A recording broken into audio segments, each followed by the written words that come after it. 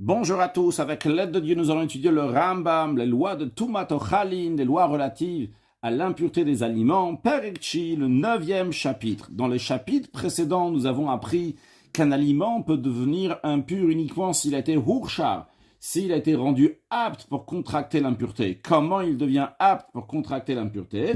Lorsqu'un des 7 liquides a humecté cet aliment, que ce soit l'eau, que ce soit la rosée, le vin, l'huile, etc., à ce moment-là, il est apte pour pouvoir contracter l'impureté, ce qu'on appelle hurchar. Il a été rendu apte. Après cela, il faut qu'il y ait une impureté qui a touché, qui était en contact avec cet aliment, et à ce moment-là, cet aliment devient impur. Ça en ce qui concerne les aliments. Maintenant, l'aliment en lui-même, pour qu'il devienne impur, c'est même si une quantité minime, il devient impur. Par contre, pour qu'il transmette l'impureté à un autre aliment, il faut qu'il ait un kabetza, le volume d'un œuf qui correspond environ à 55 cm3.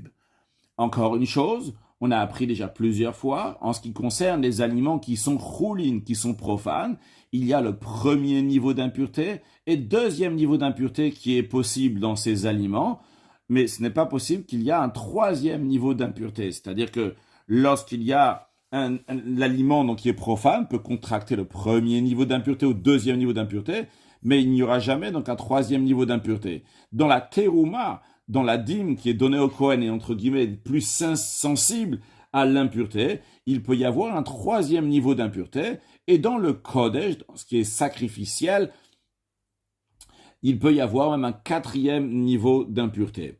Encore une chose, on a appris que les liquides deviennent impurs, même s'ils sont devenus impurs par un avatum, une source principale d'impureté, ce qui est même avant le rishon letum, un premier niveau d'impureté, source principale d'impureté, ou bien qu'ils sont devenus impurs d'un premier niveau d'impureté ou bien d'un troisième niveau d'impureté, le liquide devient impur. Et quel niveau d'impureté il va y avoir? Non pas comme les aliments, par exemple, que les aliments, donc, chaque fois que ça s'éloigne de la source principale d'impureté, l'aliment est moins impur, vu que lorsque l'aliment il a contracté l'impureté d'un rishon letum, d'un premier niveau d'impureté, l'aliment sera un deuxième niveau d'impureté.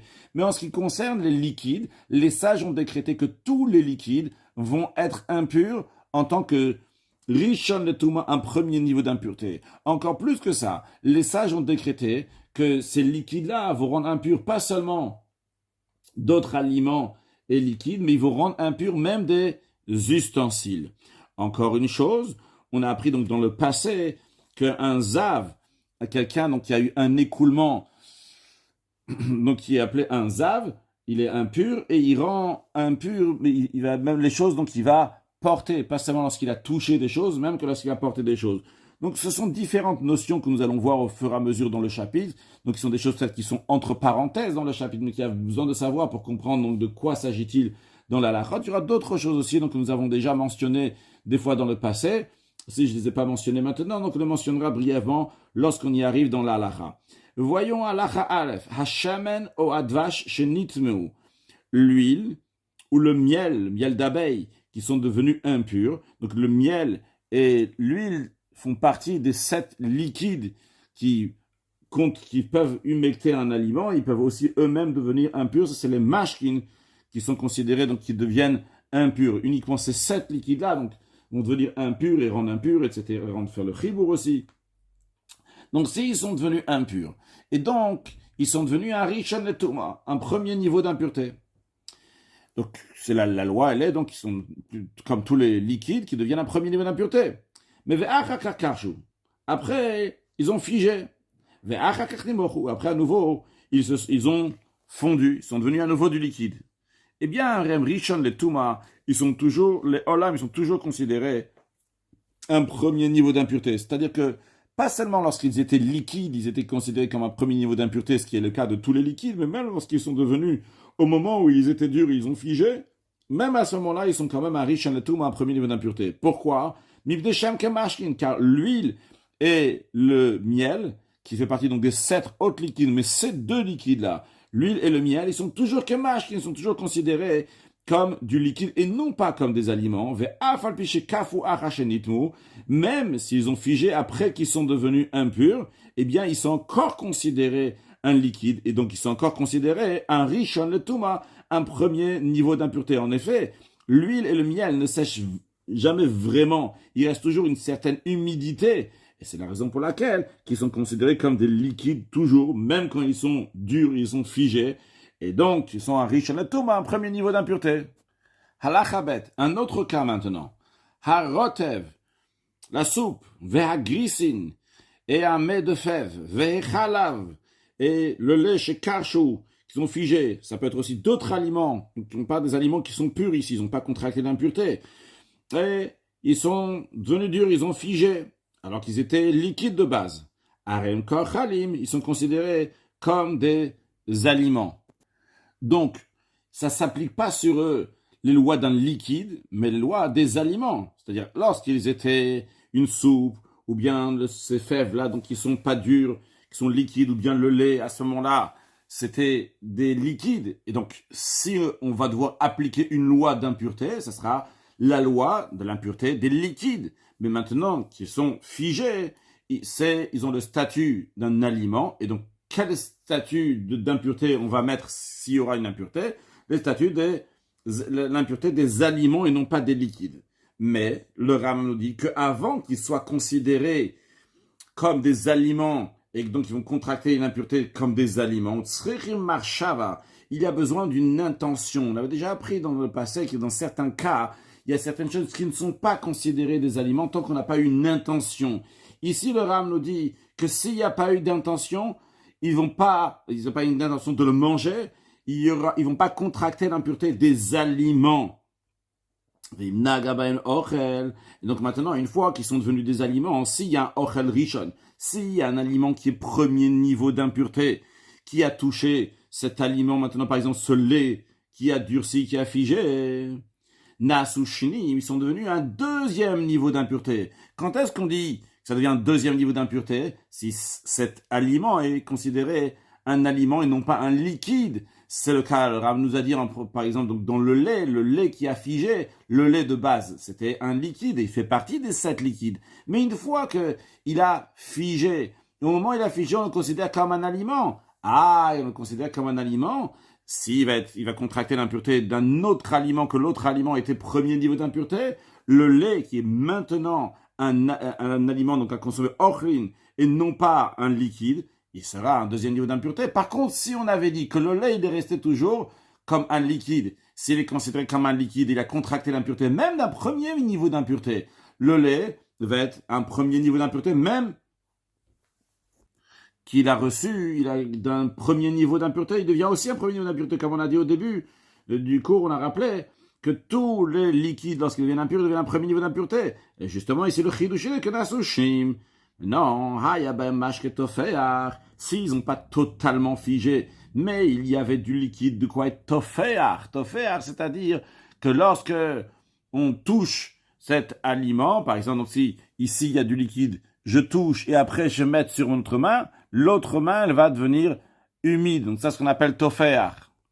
Et donc ce qu'on veut dire ici, même s'il n'y a pas beaucoup de liquide, car on sait qu'il y a une autre notion qui s'appelle toféar, almenat leatfiar, qui est encore plus humide, c'est-à-dire que, en plus que si je vais prendre ici, après je vais mettre sur ma main, ici ça va devenir humide, mais après si je vais mettre ma main sur quelque chose d'autre, eh bien, je vais encore pouvoir rendre humide l'autre chose, donc tofer almenat attir. Ici le Rav nous dit, c'est juste seulement cet tofer.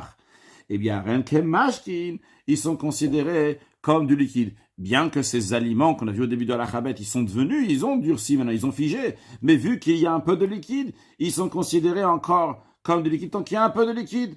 Et donc, si c'est considéré comme du liquide ventrila, les touma, ils sont considérés donc au début d'impureté, c'est-à-dire que s'ils deviennent impurs, ils sont considérés un rishon les touma, un premier niveau d'impureté, comme c'est le cas, comme les lois des liquides et non pas comme le cas des aliments. Maintenant, un cas qui est un peu différent. Il s'agit toujours de cette soupe, de ce mets de fèves, de ce lait, et qui vont en effet durcir, qui vont figer. Mais dans le cas précédent, c'est-à-dire au début de la chabet, lorsqu'on nous disait, on nous parlait de cette soupe et de ce lait, on nous parlait de ce mets de fèves, ils étaient purs de base. Après, ils ont durci. Maintenant, dans un cas que nitmeu kshen mashkin, ils sont devenus impurs lorsqu'ils étaient du liquide. Donc, on ne va pas répéter à chacun les trois, donc aussi bien le rotef grisinchal, on va juste dire le lait. Le lait, il est devenu impur lorsqu'il était liquide. Alors évidemment, ils sont devenus quoi? Rishon et tout, premier niveau d'impureté. Puis vekafu acheken, vekashu. Après, donc, ils sont devenus solides, ils ont figé. Are elu shnim.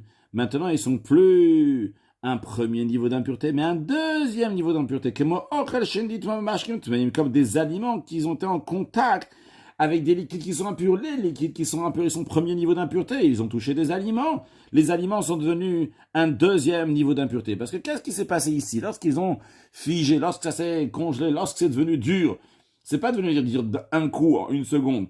C'est devenu il y a un petit morceau qui est devenu dur, qui a figé. Après, encore un morceau, encore un morceau. Chacun de ces morceaux-là qui est devenu dur, il était en contact avec le liquide qui est impur. Et au fur et à mesure, il y a ces parties dures donc qui devient de l'aliment, mais il y a encore du liquide. Donc le liquide rend impur chaque morceau qui devient un aliment. Chaque morceau qui est en train de durcir, qui est en train de devenir un aliment, devient impur par le liquide au fur et à mesure. Donc le liquide, c'est un rishon de tout, un premier niveau d'impureté. Et l'aliment qui est en train de se former ici devient un deuxième niveau d'impureté. Maintenant, le cas suivant. Nitmeu. Ils sont devenus impurs. Donc cette soupe, ce mets de fèves, le lait, kshem kfouin, lorsqu'ils étaient congelés, lorsqu'ils étaient figés. Venimoru. Après, ils ont fondu. Venasu mashke. Maintenant, c'est un liquide.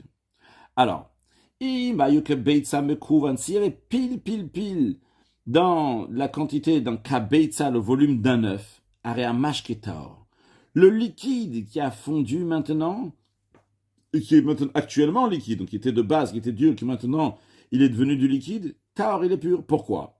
Nous avons dit au début du chapitre, en introduction, que quand est-ce un aliment peut rendre impur un autre aliment s'il a le volume d'un kabeitsa, le volume d'un œuf. Maintenant, le Ram nous dit ici, il y avait exactement le volume d'un œuf. C'était figé, ça commençait à fondre. Au moment où ça commence à fondre, la petite goutte qui a fondu, elle fait que l'aliment n'a plus le volume d'un œuf maintenant. Donc il n'y a pas un aliment qui a le volume d'un œuf pour rendre impur cette goutte qui a fondu. Et c'est la raison pour laquelle il y a un mashketor, c'est pour ça que le liquide, il est pur.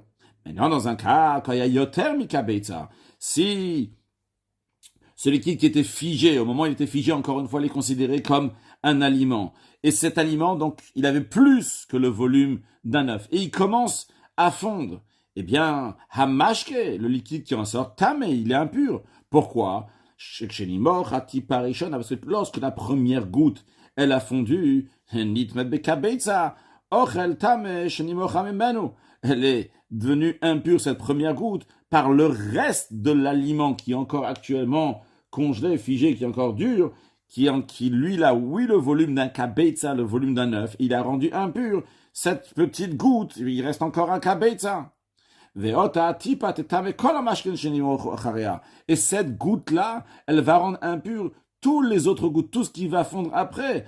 En effet, uniquement un aliment a besoin d'avoir un kabeitza, le volume d'un œuf, pour rendre impur d'autres aliments. Mais en ce qui concerne le liquide, même une goutte de liquide qui est impur, va rendre impur. Encore une chose, le Ram nous dit, de même, quelqu'un qui est impur au contact d'un mort, ou bien d'autres personnes qui sont impures, à l'exception du zav qu'on verra dans la suite. Donc cette personne-là qui est impure, elle a pressé des olives ou des raisins. Ces olives et ces raisins étaient rendus aptes à contracter l'impureté. Donc, ils ont tout pour contracter l'impureté. Cette personne-là qui est tmemet vient et elle touche ces olives ou ces raisins. Alors, si les raisins qu'il a pressés ou les olives, il y a pile exactement le volume d'un œuf. Le liquide qui sort sera impur. Parce que lorsque la première goutte d'huile ou bien la première goutte de raisin, du jus de raisin est sortie, il n'y a plus dans l'aliment une quantité d'un kabeitza, le volume d'un œuf. Donc c'est la raison pour laquelle que ces aliments, que eux c'est sûr qu'ils sont devenus impurs, cette olive même elle est devenue impure, le raisin lui-même il est devenu impur, mais la question elle est, On parle évidemment dans le cas que le zav, pas le zav, que celui qui est impur, n'a pas touché le liquide, il a touché uniquement le raisin ou l'olive sans toucher le liquide. Comme Rav nous dit tout de suite, qu'il n'a pas touché donc le liquide lui-même. Mais si l'aliment, l'olive ou le raisin avait uniquement pile un kabeitza, le volume d'un œuf, alors lorsque la première goutte est sortie, il n'y a plus le volume d'un œuf d'aliment pour rendre impur le liquide. A priori, le liquide fait partie de cet aliment, donc fait partie de cette olive ou du raisin. Le Rav nous dit pas exactement, car le liquide, il est considéré comme s'il était déposé dans l'aliment, qui est au gouffre, comme s'il était autre chose qui se trouve dans le fruit, mais qui ne fait pas entièrement partie du fruit. Maintenant, dans un cas que si ces olives ou ces raisins qui ont été pressés par la personne qui était impure avaient plus que le volume d'un œuf, ils avaient plus donc que 55 cm3, le liquide qui sort est impur. Pourquoi? Parce que du moment où là, il y a la première goutte qui est sortie, la première goutte qui est sortie de ces olives ou de ces raisins, elle est devenue impure. Pourquoi? Parce que l'aliment duquel elle est sortie a le volume d'un œuf. Donc l'aliment a le volume d'un œuf. L'aliment lui-même, il est impur. Il rend impur le liquide qui sort. Et après cette goutte-là d'olive ou de raisin qui est sortie, Vetima Kolamash qui va rendre impur tous les autres liquides qui vont continuer à sortir. Donc quand il va presser, quand cette personne qui est impure va continuer à presser. Mais non, tous on a dit, si c'était un tmémet, l'exemple qu'on a donné, donc c'était quelqu'un qui était impur au contact d'un mort, ou bien on a dit d'autres impuretés, on a dit à l'exception du zav. En effet, le Ram nous dit que c'est celui qui a fait la srita, celui qui a pressé cette olive ou ce raisin, c'était un zav, un homme qui a eu un écoulement, ou une zav, une femme qui a eu un écoulement. Et ce qui est similaire à ça, donc c'est la nida, la femme qui a eu un écoulement, donc dans les 7 jours. Et la zava, c'est la femme qui a eu un écoulement dans les 11 jours qui suivent. On a déjà dit plusieurs fois que la première fois que la femme, elle voit un écoulement, les 7 jours qui suivent, elle est nida. Et après, si elle va voir dans les 11 jours qui suivent ces 7 jours, elle sera zava. Et comme ça, toute sa vie, elle compte 7, 11, 7, 11, 7, 11. Si elle voit dans les 7 jours, c'est du sang qui est considéré nida. Si elle voit quand on dit elle voit, c'est qu'elle a donc du sang, un écoulement dans la période des 11 jours, elle est zava. Et il y a aussi donc la yoledet, la femme qui accouche, qui est aussi dans ce contexte-là, donc le zava nida yoledet, ils sont, comme on a appris, ils sont metam mishkav ou moshav. En tous les cas, donc si c'est eux donc qui ont pressé ces olives ou ces raisins à fil ou sachat gaga yichidi, même si ce qu'il a pressé c'est juste un grain un raisin seulement, ou bien seulement une olive. Il n'y a pas ici un kabeitza, il n'y a pas le volume d'un œuf, c'est le volume d'une olive, c'est pas le volume d'un œuf. C'est juste un raisin, c'est pas le volume d'un œuf. Chez l'orchar, et en plus, il s'agissait d'un raisin ou d'une olive qui n'a pas été rendu apte à contracter l'impureté. Et même, il n'a même pas touché le liquide qui est sorti. Et quand même, à mashketame, quand même le liquide qui sort de cette olive, de ce raisin est impur. Pourquoi? Parce que lorsque la première goutte de raisin ou d'olive elle est sortie, nitmet de massa azav, elle est devenue impure par le fait que le zav la porte, car la règle est que lorsque le zav, cet homme qui a l'écoulement, qu'on dit encore une fois le zav, c'est le zav zavanida yoladet, qui porte des aliments ou des liquides, timan, il les rend impurs, comme on a appris dans les lois de Mitam et Mishkav ou Moshav. Dans le même esprit, de même si un zav, ou l'équipe zav zavanida yoladet, ils ont fait sortir du lait, la traite du lait d'une chèvre, et chalav tameh. Le lait qui sort, il est impur. Pourquoi? Parce que dès que la première goutte de lait qui sort donc de la chèvre, elle sort nitmet. Cette goutte-là, elle devient impure par quoi? Mais massa azav, par le fait que le zav, il a porté. Et une fois que le zav, il a rendu impur la première goutte, tous les gouttes qui vont sortir après aussi, ils vont devenir impurs par cette première goutte. Halacha gimel, kedera shaitam le'agvashin. Une marmite qui était remplie de légumes macérés chez le choulin. Ils sont profanes, ces légumes qui sont là-bas. Ces légumes ont des feuilles. Imaginons donc des légumes sur lesquels il y a plusieurs feuilles. Veyatsa ale minagdera. Et il y a une des feuilles de ces légumes-là qui sort de la marmite. C'est-à-dire qu'il y a une partie qui se trouve à l'extérieur de la marmite et une partie qui se trouve à l'intérieur de la marmite. Venaga avatuma. Et il y a une source principale d'impureté qui a touché la feuille qui est à l'extérieur, au rishon, ou bien une impureté qui est premier niveau d'impureté, qui a touché be'ale shechutz lagdeira, dans la feuille de légumes qui se trouve à l'extérieur de la marmite, be'makoma nagouv, dans une partie donc qui est sec. C'est-à-dire, dans la marmite elle-même, il y a du liquide. C'est macéré, évidemment. On parle que ces légumes sont macérés à l'intérieur, donc il y a du liquide. Maintenant, ces feuilles-là sont pas... Il y a plusieurs feuilles. Alors, c'est possible qu'il y a certaines feuilles qui sont dans le liquide, mais la feuille de laquelle on parle, c'est une feuille de légumes qui se trouve au-dessus de toutes les autres feuilles, et il y a une partie qui est à l'extérieur de la marmite, et une partie qui est à l'intérieur de la marmite, mais qui est sec. Eh bien, bien que cette feuille-là, elle a le volume d'un œuf et il rend impur d'autres aliments, d'autres liquides qui le touchent. Quand même, il y a uniquement cette feuille-là qui va être impure. Quand on dit cette feuille-là, aussi bien la partie de la feuille qui est à l'extérieur de la marmite et aussi bien la partie de la feuille qui est à l'intérieur de la marmite, qui sont d'ailleurs considérées comme deux feuilles différentes, bien qu'il s'agisse exactement de la même feuille, mais il y a une partie qui est à l'extérieur de la marmite et une qui est à l'intérieur de la marmite, eh bien, uniquement cette feuille-là est impure, ve'hakol ta'or, et tout est pur. Car en effet, même si c'est un avatuma, une source principale d'impureté, qui a touché cette feuille qui est à l'extérieur de la marmite, la partie de la feuille qui est à l'extérieur de la marmite devient un premier niveau d'impureté.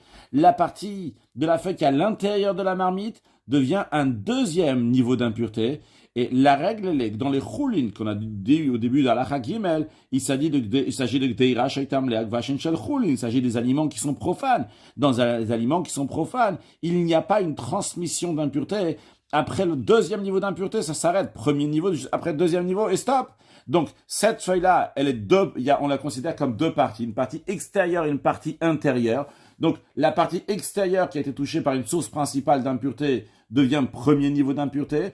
Cette partie, donc, qui est à l'extérieur, qui est un premier niveau d'impureté, qui touche la partie de la feuille qui est à l'intérieur de la marmite.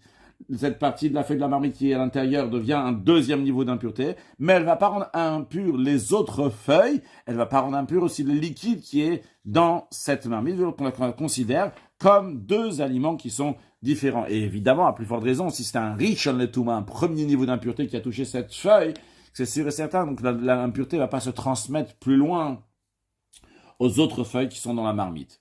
Maintenant, si si après que cette feuille-là est devenue impure, elle est rentrée dans la marmite, c'est-à-dire dans l'endroit de la marmite où il y a du liquide dans la marmite. Alors, comme nous l'avons dit, que les liquides, ils contractent l'impureté, même d'un chéni de tout, d'un deuxième niveau d'impureté, et les liquides eux-mêmes deviennent un premier niveau d'impureté. Donc, si cette feuille-là qui est devenue impure, que ça soit donc elle est devenue elle-même un premier niveau d'impureté ou bien un deuxième, maintenant elle rend impur donc le liquide qui est dans la marmite, nit metagdeira, et donc la marmite elle-même, vu qu'on a dit que le liquide rend impur même les ustensiles, donc la marmite elle-même est devenue impure, ainsi que tous les légumes qui sont macérés à l'intérieur de cette marmite qui deviennent donc tous impurs. Maintenant, dans un cas qui n'est pas exactement le même qu'on a vu au début de l'Alacha Gimel, parce que dans le début de l'Alacha Gimel, la feuille qui dépassait de la marmite était sèche. Maintenant, on nous dit, il a touché la feuille qui était à l'extérieur de la marmite. Et il y avait du liquide. Et quand on dit qu'il y a du liquide, c'est pas obligé que sur toutes les parties de cette feuille-là, il y a du liquide. Ça va aussi bien sur la partie extérieure et intérieure. Même s'il y a seulement du liquide sur la partie intérieure de la feuille, mais sur la partie donc à l'extérieur de la marmite de la feuille, il n'y a pas de liquide. Mais du moment où il y a un peu, même sur ce qu'il y a à l'intérieur, si la feuille a le volume d'un œuf, tout est impur. Pourquoi? Parce que la feuille, elle a rendu impur le liquide qu'il y avait sur la feuille. Et suite à cela, le liquide rend impur, donc tout le liquide qui est dans la marmite, il rend impur aussi la marmite. En effet, imaginons donc le cas que nous avons dit au début de la halakha, que ça soit une source principale d'impureté, un avatuma qui a touché cette feuille-là, ou bien que ça soit un rishon letuma, un premier niveau d'impureté qui a touché, quoi qu'il arrive, même si on va dire que c'est seulement un rishon letuma, un premier niveau d'impureté qui a touché cette feuille, la partie extérieure. La partie extérieure, maintenant, est considérée un sheni letuma, un deuxième niveau d'impureté.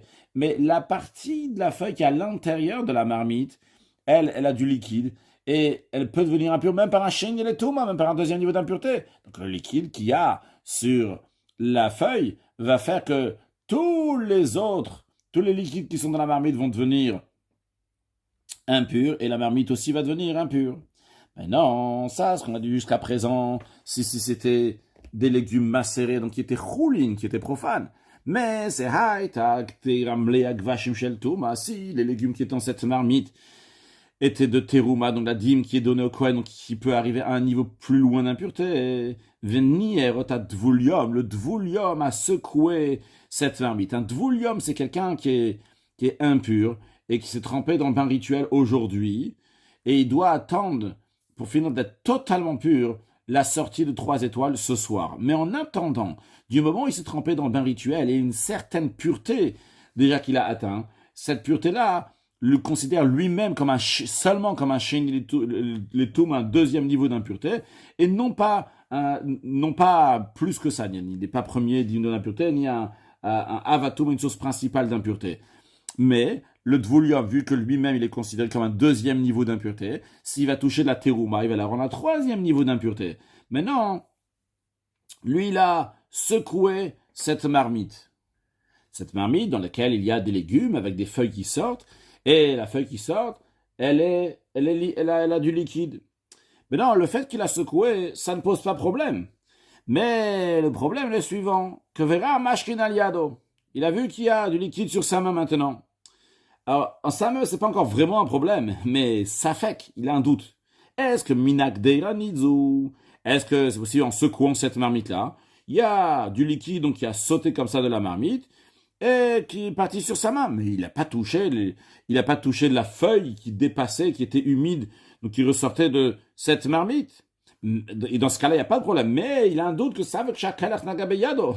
Peut-être la raison pourquoi sa main elle est humide, c'est parce que donc cette feuille-là, cette feuille qui était de légumes qui était mouillée, elle a touché sa main. Eh bien, Hayarak Pasoul, le légume lui-même, on dit qu'il est disqualifié. Quand on dit l'expression de disqualifié, c'est-à-dire qu'il est impur, quand on a déjà dit plusieurs fois que l'expression de Pasoul veut dire que l'impureté s'arrête ici, elle ne continue pas plus loin. C'est pour ça qu'on dit disqualifié. Donc, si on veut traduire ça par impur, c'est impur. Ça va pas faire encore un autre niveau d'impureté. En effet, dans la terouma, nous avons seulement 3 niveaux d'impureté. Il n'y a pas un 4e niveau qu'on avait appris en ce qui concerne le dvoulium. Il n'y a pas de 4e niveau, même si après ça va toucher après du kodesh. Cette terouma là va pas rendre impur. Donc le kodesh, bien que dans le kodesh, dans les sacrificiels, il y a un 4e niveau.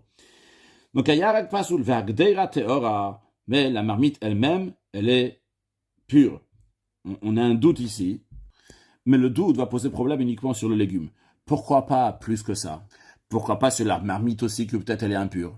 Parce qu'on avait appris dans Ilchot Sharavot Atuma, dans le chapitre 10, dans l'Achahe, le Rambam nous avait dit que lorsqu'il y a un 3e niveau d'impureté dans la terouma, dans la dîme, mais c'est le cas ici, parce qu'ici on parle d'une marmite donc de terouma, et que le dvoulium, qui est un 2e niveau d'impureté, on dit bon, par doute, il va rendre le légume impur, un 3e niveau d'impureté, parce que c'est la terouma. Mais le Rambam nous avait dit que le 3e niveau d'impureté dans la terouma ne va pas rendre impur d'autres liquides ou d'autres aliments, et évidemment, ça ne va pas rendre impur donc un autre ustensile, donc ça ne va pas rendre impur la marmite dans notre cas. Halacha dalet, tame shaya ochel anavim mursharim, quelqu'un qui est impur, qui mangeait des raisins, ces raisins-là ont été rendus aptes pour contracter l'impureté.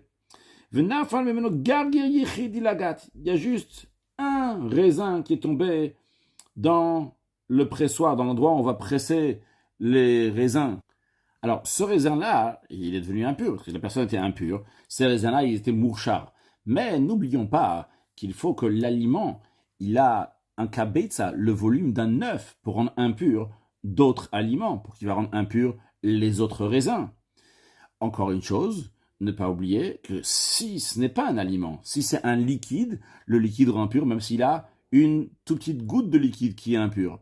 Alors, c'est la raison pour laquelle que nous allons maintenant analyser ce raisin-là que la personne impure a fait tomber dans le pressoir. Ce qu'on va voir, si c'est un aliment, c'est-à-dire qu'il n'y a pas du tout de liquide, alors vrai que le raisin en lui-même est impur, mais il ne va pas rendre impur les autres raisins, vu qu'un raisin n'a pas la taille d'un œuf. D'un autre côté, on va voir que si la petite tige qui est au bout du raisin a été enlevée, donc en d'autres mots, il y a du liquide qui est sorti. Ah, s'il y a du liquide qui est sorti, le liquide en lui-même rend impur d'autres liquides et d'autres aliments. Et ça ne change pas quelle est la quantité. Mais quand même, on verra une précision que ce liquide-là peut rendre impur tous les autres si la personne est intéressée que ce liquide va sortir. Voyons sur le texte. Le Ram nous dit, voyons ce raisin-là qui est tombé donc de la personne qui était impure, que le raisin lui-même était déjà rendu apte pour contracter l'impureté. Imaya shalem, si le grain de raisin était entier, velod gishmat humen uxo, sa petite tige, qui au bout du raisin, chaque grain de raisin n'a pas été enlevé, dans ces cas-là, hagat teora, tous les raisins qui sont dans le pressoir et le vin qui est dans le pressoir est pur. Car un raisin n'a pas le volume d'un œuf pour rendre impur d'autres aliments, donc en l'occurrence donc ce qui est dans le pressoir. Une nital ukzo, et si la tige qui est au bout du raisin a été enlevée, donc il y a du liquide qui est sorti à l'endroit, donc on a enlevé la tige, et la personne qui est impure a touché donc cette goutte-là de liquide, et après seulement ce raisin est tombé dans le pressoir, donc il y a du liquide impur, c'est du liquide impur, pas juste un aliment impur qui est tombé dans le pressoir maintenant. Et en plus de ça, on nous dit, les raisins étaient prêts donc dans la cuve pour être pressés. Si les raisins qui sont dans la cuve sont prêts pour être pressés, c'est-à-dire qu'il est intéressé qu'il y a un maximum de liquide qui va sortir. Donc ce petit liquide-là qui est sorti de l'endroit de la tige que l'impur il avait dans sa main, il est intéressé du liquide, tout le liquide. Donc nit metagad betipat mashke sheberosh agag même comme aoketz. Donc tout le pressoir est devenu impur à cause de cette petite goutte de liquide qui est à l'endroit de la tige que la personne impure a touché. Mais non, si naflu mimenu anavim, si de cette personne qui était impure, il y a donc plusieurs grains de raisin, pas juste un grain de raisin, mais plusieurs grains de raisin, ou drachan, et quelqu'un qui est pur les a pressés. Où est-ce qu'il les a pressés? Makom moufne, dans un endroit qui était vide, c'est-à-dire non pas dans une cuve où il y avait déjà d'autres raisins qui étaient là-bas, mais il n'y avait que les raisins de cette personne impure. Donc plusieurs raisins qui sont tombés de cette personne impure, et ils ont été pressés par quelqu'un de pur. Alors le Ram nous dit que s'il y avait exactement le volume d'un œuf, 55 cm3, le liquide qui est sorti de tous ces raisins-là est pur. Pourquoi? Le principe, nous l'avons déjà vu dans ce chapitre. Parce que dès que la première goutte de raisin est sortie, il ne reste plus maintenant le volume d'un œuf dans ces raisins. Donc, s'il ne reste plus le volume d'un œuf dans ces raisins-là, vrai que ces raisins-là sont impurs, mais ils ne peuvent pas rendre impur quelque chose d'autre. Le liquide qui sort maintenant de ce raisin, la première goutte qui est sortie, a fait que dans tous les raisins qui restent, il n'y a plus le volume d'un œuf. Donc, il n'y a pas le volume d'impureté pour rendre impur ce liquide, qui Moshe Béan, comme on l'a dit avant, dans la Chabet. Maintenant, s'il y a eu Yater Mika Beitza, si ces raisins avaient plus que le volume d'un œuf, Yotse même Tamé, dans ces cas-là, les raisins, le jus de raisin qui va sortir de ces raisins-là va être impur. Pourquoi? Parce que dès que la première goutte est sortie, elle est sortie, mais il reste encore le volume d'un œuf. Ah, il reste encore le volume d'un œuf dans les raisins, donc il rend impur ce qui est sorti. Et cette première goutte, donc, qui est impure, on met tamet kolamash va rendre impur tous les liquides qui vont sortir après. Tout le jus de raisin qui va sortir après, qui va être pressé. Halachae, gush shel zeitim tmeim.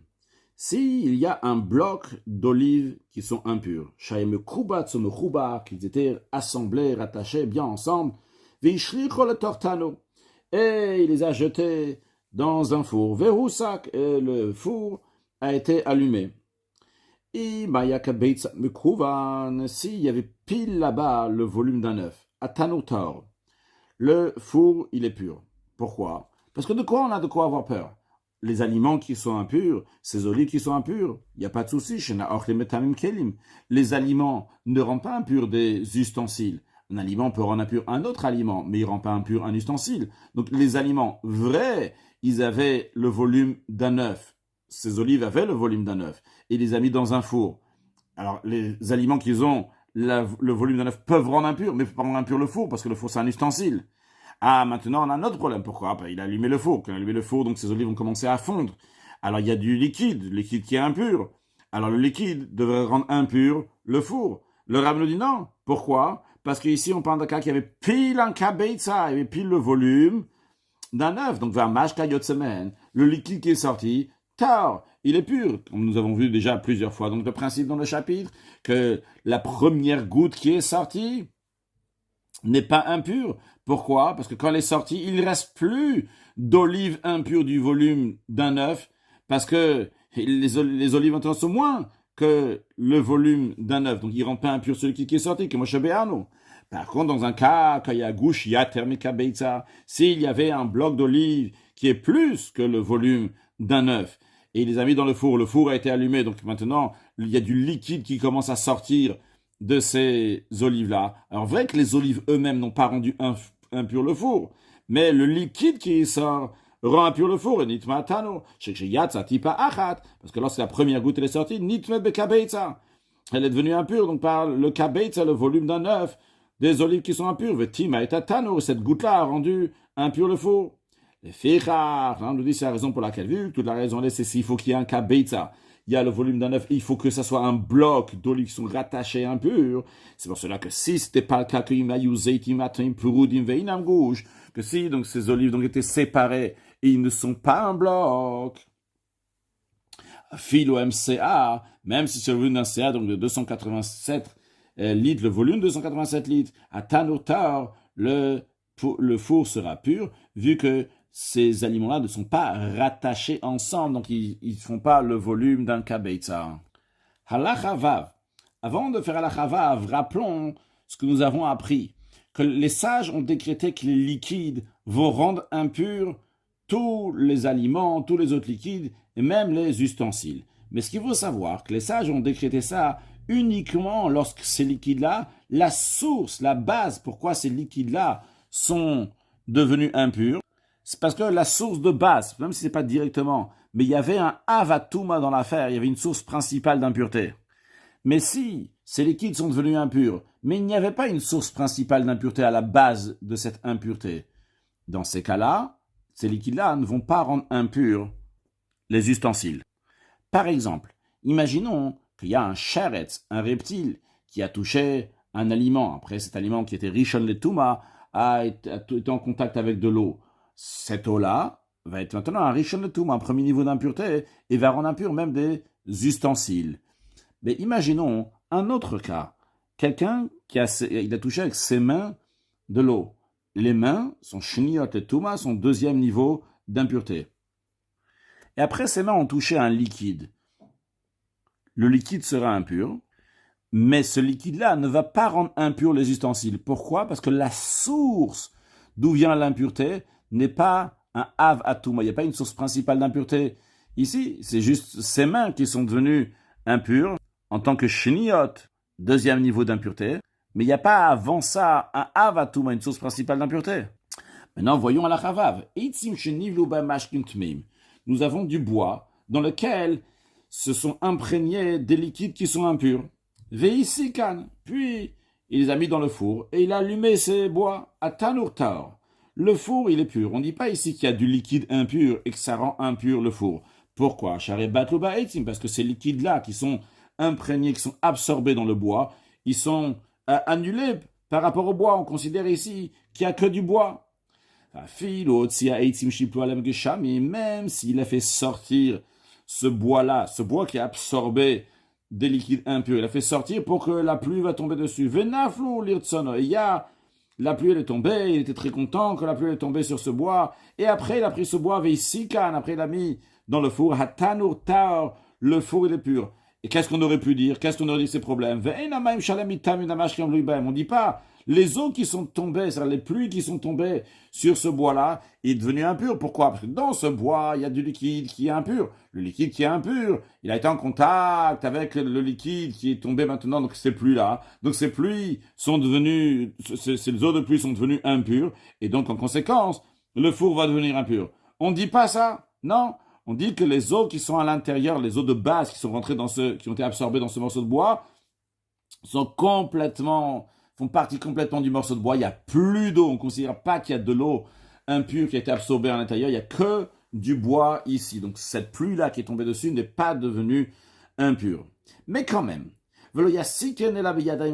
celui qui va allumer ce bois-là, qui avait absorbé donc des liquides impurs, qui actuellement donc sont mouillés par les eaux de pluie, celui qui va les allumer, les mettre dans le four, uniquement quelqu'un qui a des mains qui sont pures, et non pas ceux qui a des mains impures. Ah, et quel est le problème? A priori, lorsqu'il y a des liquides qui sont devenus impurs par des mains impures, ça rend pas impur les ustensiles. Donc maintenant, si c'est quelqu'un qui a les mains impures, et il va toucher ce morceau de bois qui a de la pluie maintenant dessus, quel est le problème? Il va pas rendre impur l'ustensile, il va pas rendre impur le bois, il va pas rendre impur le four. Quand même, Gzera, nos sages ont décrété, et ils ont dit que uniquement quelqu'un qui a les mains pures va le mettre dans le four. Pourquoi chez le Yessik et Natame? Parce que les gens risquent d'arriver à une conclusion qui serait erronée, de dire, ah, si quelqu'un qui a les mains impures peut prendre ce morceau de bois qui est mouillé et le mettre dans le four, eh bien, il en est de même aussi pour quelqu'un que lui-même, il est impur. Et cette personne que lui, il est vraiment impur lui-même, s'il va prendre ce bois-là qui est mouillé avec l'eau de pluie, et il va le mettre dans le four, ces liquides-là qui sont sur le bois, en effet, sont devenus un riche en un premier niveau d'impureté, et ces liquides-là vont, oui, rendre impur le four. Ces liquides-là vont rendre impur le four, parce que cette personne-là, si c'est une personne qui est impure, une personne peut être impure uniquement de Avatouba, donc une source principale d'impureté. Et donc, les liquides qui touchent deviennent un riche en un premier niveau d'impureté, ce qui n'est pas le cas de celui que ses mains seulement sont impures, qui sont shniot le toum, deuxième niveau d'impureté, qui ne rendent pas impurs ces eaux en tant que, à tel point qu'ils vont rendre impur un ustensile. Donc, pour pas confondre, les sages, ils ont dit, même celui qui va juste prendre avec ses mains, il faut qu'il ait ses mains pures, bien que théoriquement, il n'y a pas besoin que ses mains soient pures, parce que même si ses mains sont impures, et il touche les eaux de pluie qui sont sur son morceau de bois, il ne va pas rendre impur le four. Un reptile, un des 8 reptiles, lorsqu'ils sont morts, la Torah elle dit qu'ils rendent impurs, que c'est Shatim, donc son Avatum, son source principale d'impureté. On les trouve dans une meule d'olive. On peut voir ici une meule d'olive. Donc on met les olives ici, donc cet endroit-là, et on fait passer donc la pierre qui est très lourde au-dessus pour écraser les olives. Maintenant, donc imaginons ici, il n'y a pas sur l'image, mais imaginons donc ici, sur la surface, nous avons des olives, et nous avons un charetz, un reptile, qui est aussi là. Un tame el comme magao. La question qui pourrait se poser, c'est est-ce que tous les olives qui sont sur la meule sont impures, ou bien uniquement les olives qui ont été touchées par le charetz? Le Ram nous dit que justement, uniquement ceux qui ont été touchés par le reptile sont impurs.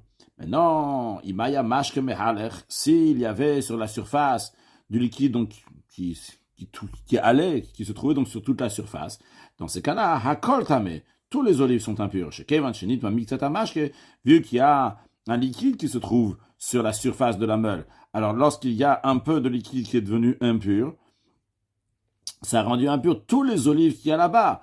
Ditmakulo, Vachem, Metam et Kolazetim, l'huile rend impur tous les olives qui touchent l'huile qui est sortie, ce liquide qui se trouve là-bas. Maintenant, c'est Nimtsal, Gabealim, toujours dans le cas où il y a des olives qui se trouvent au-dessus de la meule et que le charetz aussi se trouve au-dessus de la meule. Mais il y a aussi donc des feuilles qui se trouvent là-bas. Les feuilles donc, ne sont pas des aliments, ça ne va pas être mangé. Donc ça ne contracte pas l'impureté. Et le charetz, ce reptile, se trouve sur les feuilles. Mais peut-être ça a touché et ça a rendu impur des personnes qui travaillent là-bas. Alors, Ishalo Abadad, on va demander ceux qui pressent les olives. On va leur demander est-ce qu'ils ont touché ce reptile. Et Mamrou Nagan aussi, ils disent on n'a pas touché ce reptile. Nemanim, on leur fait confiance pour dire que l'huile n'est aussi pur là-bas. Et donc, quand on dit l'huile, c'est tous les olives qui sont là-bas dans la meule sont pures. Maintenant, dans un cas, que Nimsal Om Shel Zeitim, si on trouve le sheretz, ce reptile, sur un bloc d'olives, donc il y a plusieurs olives qui sont collées l'un à l'autre, on trouve un sheretz dessus, Nitma Kol à gauche, il y a tout le bloc qui est devenu impur, que Moshe Béan, quand nous l'avons expliqué, dans l'Achahe. Maintenant, Nimsal Gabe Zeitim Fodim, s'il se trouve donc pas sur un bloc d'olives, mais sur, c'est oui, des blocs, en tous les cas, c'est des blocs qui sont différents. Il n'y a pas seulement un seul bloc qui se trouve sur la meule, il y a plusieurs petits blocs d'olives. Et le charet, ce reptile, il touche sur un bloc d'olive qui a le volume d'un œuf. Hakol tame, tout impur. Pourquoi? Parce que ici on parle d'un que sur la meule, il y a de l'huile. Donc il y a un mashke, il y a un liquide. Sur la meule, au-dessus de ce liquide-là, il y a dans ce liquide-là, si on veut, il y a plusieurs morceaux d'olive donc qui sont ensemble. Si le sheretz, il a touché un morceau qui est un kabeitza, mais tamer mashka moravo, ce kabeitza-là qui a été touché, il rend impur le liquide qu'il y a sur la meule. Donc il va mashke, mais tamer sharazeitim. Et maintenant, le mashke qu'il y a sur la meule rend impur tous les autres olives. Donc ça, s'ils étaient tous à poser sur la meule elle-même, donc qui se trouve dans l'huile, s'il y avait les uns sur les autres, c'est-à-dire qu'il y a de l'huile sur la meule, il y a plusieurs morceaux d'olive qui sont ensemble, mais ils ne sont pas les uns à côté de l'autre, qui sont posés tous dans l'huile. Donc le liquide d'olive, il est uniquement en dessous, sur la partie inférieure. Imaginons par exemple qu'il y a 5 morceaux d'olive comme ça, les uns sur les autres qui sont au-dessus de la meule, et le liquide d'olive il est seulement en dessous. Si le sheretz, même s'il a touché celui qui a le volume d'un œuf, ce qui est impur uniquement celui qui l'a touché et non pas les autres. Un ignorant, c'est-à-dire quelqu'un qui ne connaît pas les lois de pureté et d'impureté, que les sages ont décrété que ce qui va toucher va devenir impur. Il a tendu sa main dans le pressoir de raisin. Il a touché une des grappes de raisin qui se trouve là-bas. Alors la règle elle est que eshkol vechol svivotav, que le eshkol, cette grappe-là et tous les grappes qui sont juste autour de lui seulement, tmeim, sont impurs. C'est-à-dire que celui qui a touché donc, lui, il était mouillé, donc il y avait du liquide donc, qui sortait, donc il est devenu impur, il est devenu un premier niveau d'impureté. Et tous ceux qui sont autour sont devenus un sheni de Touma, un deuxième niveau d'impureté. Le chidouch il est ici, que différemment à ce qu'on a vu avec les olives, que quand il y a plusieurs groupes d'olives, tout est devenu impur. Ici, tout le reste du pressoir coule à terre assez pur. Pourquoi?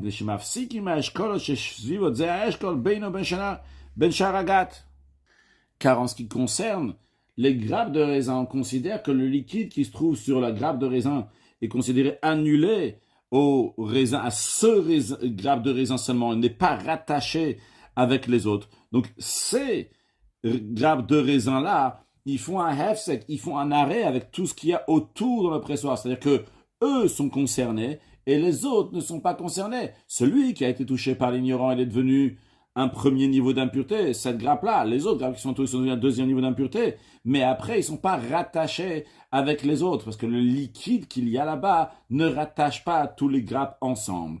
Halachatet, hagefet, les déchets des olives, vehazugin, et les déchets de raisin, chez Nasu Betara, que ces raisins ont été, ou ces olives ont été pressées dans un état de pureté, c'est-à-dire aussi bien que les êtres humains qui ont pressé étaient purs, aussi bien les ustensiles qu'on a utilisés étaient purs.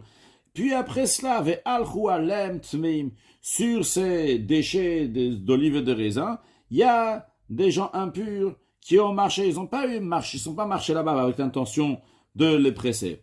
Après, il y a du liquide qui est sorti. Ce liquide-là, il est pur. Pourquoi? Vu que de base, ils ont été faits dans un état de pureté, c'est-à-dire quand on a eu l'intention de faire sortir du raisin, ou d'un jus de raisin, ou bien des olives, de l'huile, ça a été fait par des gens qui sont purs, et le liquide qui est sorti, il est pur. Lorsqu'après, les autres, ils ont marché, ils n'ont pas eu l'intention de le presser. Donc même si après, il y a oui du liquide qui est passé, qui est sorti par les gens impurs qui étaient là-bas, eh bien, c'est pas devenu, ce liquide-là, il n'est pas impur, parce qu'il n'est pas sorti avec la volonté de faire un liquide, donc il ne contracte pas l'impureté. Par contre, si de base, ces olives ou ces raisins ont été faits donc par des gens qui sont impurs, et après, donc, il restait ces déchets d'olives et de raisins, et mashkin, et il y a donc du liquide qui est sorti, les liquides qui sortent, ils sont quand même impurs, bien que les déchets d'olive et de raisin eux-mêmes ne sont plus des aliments, donc ils n'ont plus l'impureté, mais vu que de base, ce qu'on a fait sortir de ces olives et ces raisins était impur, eh bien maintenant, on dit que ce qui sort va être impur, parce que peut-être il reste à l'intérieur de ce qui est en train de sortir maintenant, c'est ce qui a été pressé par les gens qui ont marché dessus, qui était impur, ou dans un ustensile qui était impur. Donc ce liquide qui sort maintenant est impur. Halacha Yud, habadadin shayu nichnasin veyotzin, ces personnes qui travaillent dans un pressoir, qui rentraient et qui sortaient dans le Bet Abad, dans ce pressoir, et ils étaient pieds nus, ils n'avaient pas de chaussures. Et sur le sol, au mashkin tmeim betor Bet Abad, il y a dans le pressoir, dans cette maison dans laquelle on est en train de presser les olives ou les raisins, il y a des liquides qui sont impurs. Et comment ces gens-là qui travaillent là-bas ont touché cette impureté? Uniquement avec leurs pieds nus. Parce que s'ils ont des ustensiles, des chaussures, c'est considéré des ustensiles, ils vont devenir impurs, les chaussures. On parle ici de comment la manière de comment ils vont aller là-bas. Lorsqu'ils avancent jusqu'au pressoir, s'il y a une distance, entre où se trouvent ces liquides qui sont impurs et les olives qui vont presser, il y a de quoi que leurs pieds vont sécher. Dans ces cas-là, les olives sont pures. Car on a une règle que lorsque nous avons un doute, est-ce que des mashkin, ce que ça donne des liquides pour rendre impurs des autres, on avait appris dans les Chotcharavot à Tumot, donc Perikut Dalet, le Rav nous avait dit que ça fait que mashkin est tameacherim tar, lorsqu'on a un doute pour des liquides, est-ce qu'ils rendent impurs d'autres ou pas? C'est pur. C'est le cas ici. Ici, on dit, peut-être, c'est possible, que depuis l'endroit où se trouvent ces liquides impurs jusqu'à l'endroit où ils vont presser les olives, ils ont eu le temps, donc, ça a eu le temps de sécher.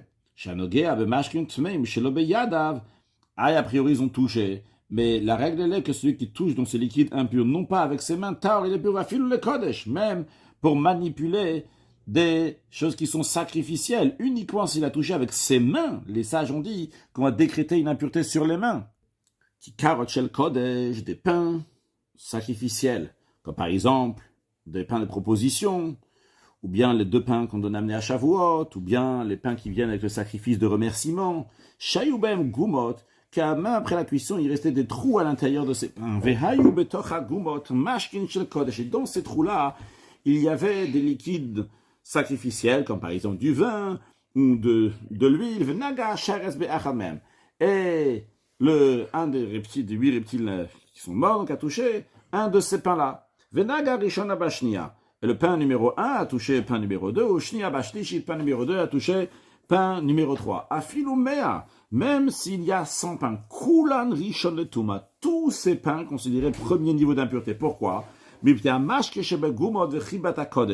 Parce qu'il y a du liquide qui se trouve dans ces trous de pain sacrificiel, mais ça c'est pas suffisant pour rendre impur tous en tant que rishon le tuma, mais nous avons aussi chibata kodesh, l'affection, l'importance qui est donnée, la rigueur qui est donnée pour ce qui est kodesh sacrificiel. Avec kulan ke mashkin, on considère que tous ces pains dans lesquels il y a du liquide, ils sont considérés comme du liquide même. Et la règle à propos du liquide, nous avons appris chez En Monim même, qu'on ne fait pas de calcul. Ça, on ne dit pas liquide numéro 1, liquide numéro 2, après 3e niveau, etc. Tous les liquides, un liquide qui est impur, qui a touché un autre liquide, devient à chaque fois premier niveau d'impureté. Il en est de même aussi pour tous ces pains de Kodesh. Mais c'est Kodesh, sacrificiel. Ah, Valimayo ki karoshel Turuma. Mais si c'était des pains de Teruma de la dîme qui est donné au Kohen. Donc il n'a pas ce même niveau de sainteté que du pain sacrificiel. Et c'est toujours le même cas dans lequel il y avait donc des pains de Teruma, dans lequel il y avait des trous, et dans ces trous-là, il y avait un liquide donc de Teruma, que ce soit du vin ou de l'huile, et qu'il y a un charetz, un reptile qui a touché le pain numéro 1, Areaki Karashlishit Bilvad, Psula, uniquement le troisième pain est considéré pasoul, comme nous avons dit, donc pasoul, c'est-à-dire qu'il est impur, mais il ne faut pas transmettre la pureté après. Donc, ce qui concerne donc, le premier pain qui a été touché, il devient un premier niveau d'impureté, vu que le charetz, c'est un avatum, une source principale d'impureté. Le premier pain qui a été touché, c'est premier niveau d'impureté. Le deuxième pain qui est touché par le premier pain est deuxième niveau d'impureté. Et le troisième pain est considéré un troisième niveau d'impureté. En ce qui concerne le liquide qu'il va y avoir dans ces pains, le liquide qu'il y a dans le premier pain est un rishon letuma. Le liquide qui est dans le deuxième pain est aussi un rishon letuma, parce que tous les liquides, lorsqu'ils deviennent impurs, deviennent un premier niveau d'impureté. En ce qui concerne le liquide qui est dans le troisième pain, lui, il est pur, comme nous l'avons dit tout à l'heure, que la terouma ne rend pas impur du mashke, du liquide. Non, donc ça ne va pas devenir donc impur. Mais tous les autres pains, s'il y avait 100 pains, il y a seulement les 3 premiers, donc c'est le 1, 2 et 3 qui sont impurs, mais pas plus. Et s'il y avait du liquide, donc humide, qui est sur tous les pains, sur la surface de tous les pains, et tous se touchent l'un à l'autre, même si seulement de la terouma, c'est pas du code, et chaque ils sont tous impurs, vu que le liquide qui est, donc on considère tous ces liquides-là, donc rattachés, et tous les liquides, donc sont premier niveau d'impureté, donc ils rendent impurs les pains avec kulam shniot. Donc tous ces pains-là sont considérés un deuxième niveau d'impureté. Chutzmina rishon, à l'exception du premier pain qui a été touché par le sheretz, par le reptile, shenagaba sheretz, rishon, que lui, ce premier pain, est considéré premier niveau d'impureté. Halacha Yudalef, babua shenas be'ovi chavit. Lorsque on a un tonneau, lorsqu'il a été formé, lorsqu'il a été fait, il y a une bulle qui s'est formée dans l'épaisseur de la paroi. Cette bulle-là est comme un autre ustensile, finalement, un autre récipient qui est sur le côté du récipient initial de ce tonneau. Si cette bulle, elle s'est trouée, elle va dans l'espace du tonneau, et après il y a eu un autre trou qui s'est fait donc du côté extérieur, de manière, comme on peut voir ici, donc les trous est pile face l'un à l'autre. Ou bien, deuxième cas de figure, le trou à l'intérieur, donc du côté du tonneau, était vers le bas, vers Chitzon Milman, et le trou à l'extérieur de cette bulle-là était plutôt vers le haut. Ça soit ce cas-là ou le cas-là, c'est la même halakha. Et le tonneau et la bulle étaient remplis de liquide. S'il y a une source d'impureté qui a touché le liquide qui se trouve dans la bulle, tous les liquides qui sont dans le tonneau sont devenus impurs. De même, si le tonneau était fermé hermétiquement, où le Tuna Be'olamet se trouvait dans la tente d'un mort, que la règle elle est que bien que le mort rend impur tout ce qui se trouve en dessous sous le même toit, mais si c'était un tonneau qui était fermé hermétiquement, ce qui est dans le tonneau, tout reste pur. Mais ici, nous avons un tonneau qui est fermé hermétiquement, mais qui a cette bulle-là qui est sur le côté, et qui est ouvert et qui est en contact avec ce qui est dans le tonneau. Eh bien, Nitmet, donc le liquide qui est dans ce tonneau-là, est oui devenu impur, bien qu'il est fermé donc hermétiquement, à cause de ce trou qui est dans cette bulle, qui est ouvert à l'air du tonneau, qui est en contact avec le tonneau. Et le Ram nous dit, c'est pas seulement dans ces deux cas-là, mais même dans un cas, les deux cas de figure que nous avons ici, donc les deux trous, ou bien sont face à face, ou bien que le trou extérieur est au-dessus, et le trou inférieur est en dessous, donc c'est dans le liquide. Mais le Ram nous dit, même dans un cas que le trou donc, qui à l'intérieur était vers le haut, vers Chitzon Milmat, le trou qui à l'extérieur donc était vers le bas, et c'était fermé hermétiquement, mais quand même tout le liquide qui est à l'intérieur est impur.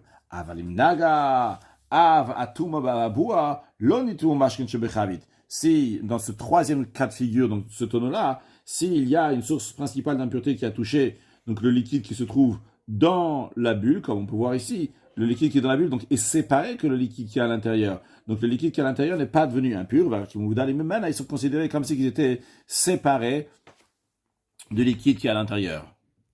Conclure avec un mot de chassidout. On a vu brièvement de passage dans ce chapitre que certains aliments ont besoin que la personne va avoir son intention de le manger. À ce moment-là, ça va prendre les critères d'un aliment. De là, on voit l'importance, la force de l'intention de la personne qui peut faire un changement dans le monde. Ce monde-là qui a été créé, Bishvi d'Israël, pour le peuple juif, Niko Reshit, qui sont donc l'essentiel de ce monde pour pouvoir étudier la Torah et accomplir les mitzvot, Simcha et tout, les va avec grande largesse, et beaucoup d'atzlacha, Mashiach na, ou une excellente journée.